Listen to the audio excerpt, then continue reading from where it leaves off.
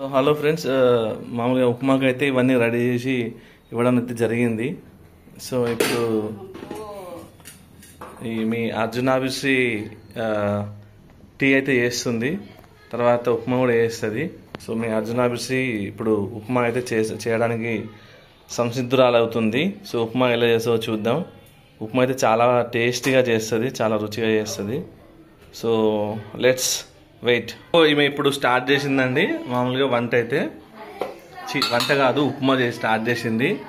So ఇప్పుడు oil వేయబోతుంది. చూద్దాం ఎంత వేస్తుంది ఆయిల్. ఉప్మాకి ఆయిల్ ఎక్కువ వాడొద్దని ఆల్రెడీ చెప్పాను అనమాట. వేసింది ఇప్పటికి 2 స్పూన్లు వేసింది. 2 స్పూన్లు అయితే వేసింది. అండ్ గిన్నెలు అవన్నీ తీసుకుంటుంది. చూపిస్తాను, నువ్వు చూపిస్తాను, నన్ను చూపెట్టకు. రికార్డ్ అవుతుంది. సో అవన్నీ వేసిందండి మామూలుగా. సో చేస్తుంది.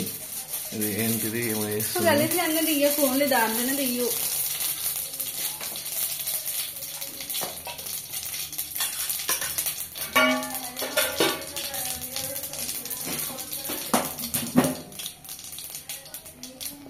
సో ఇప్పుడు ఫస్ట్ పచ్చిమిర్చి వేసింది. తర్వాత ఇది కొంచెం బీన్స్ వేసింది. అండ్ తర్వాత క్యారెట్ కూడా వేసింది. కలుపుతుంది ఇప్పుడు. సో రెండలా మంచిగా వేగుతూ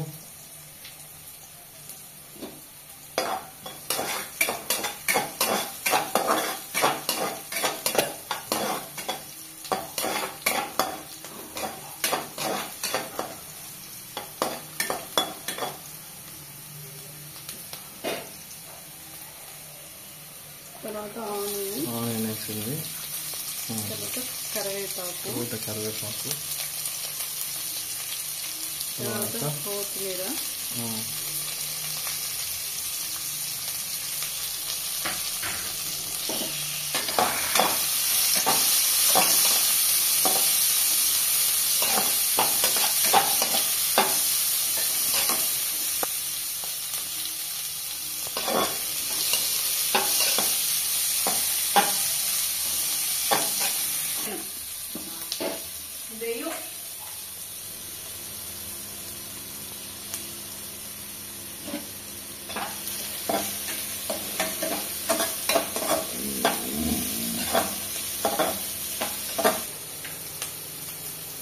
ఇప్పుడు కొంచెం అవన్నీ వేగిన తర్వాత ఉప్పు వేయడానికి రెడీ అయిపోతుంది.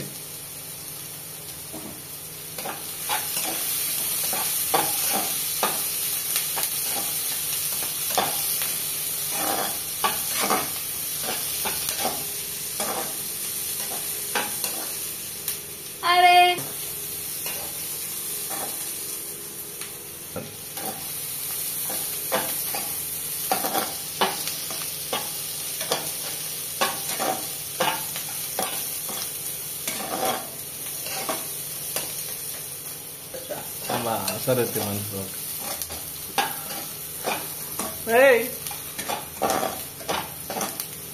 ఆపు. నేను దీంతో 1 గ్లాస్ రవ్వ తీసుకున్నా. 1 గ్లాస్ కి 2 గ్లాస్ వాటర్ పోయాలి. 2 కంటే ఎక్కువ కూడా వేసుకోవచ్చు.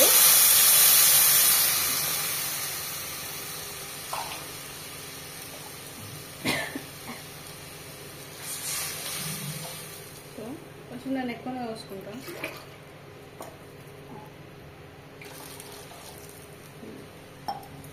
ఇప్పుడు కొంచెం సాల్ట్ ఇవ్వాలి.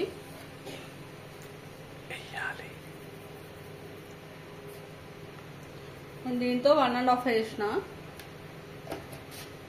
ఎందుకంటే బీపీలు ఎక్కువ కావద్దని తక్కువ వాడతాం అనమాట. ఎందుకంటే ఆల్రెడీ ఎక్కువ బీపీలు ఉన్నాయి అందరికి. నాకు బీపీ లోనే ఉందిలే. బీపీ లో ఉంది కాబట్టి బీపీ కొంచెం సెట్ అయ్యేటట్టు ఉప్పు వాడాలి. తర్వాత ఈ వాటర్ బాగా ఏం కావాలి, బాగా మసలాలి. మసిలిన తర్వాత రవ్వ వేసేయాలి. అప్పుడు ఉప్మా రెడీ అవుతుంది. ఈ రవ్వ వేసేయాలి, తర్వాత ఉప్మా రెడీ అవుతుంది.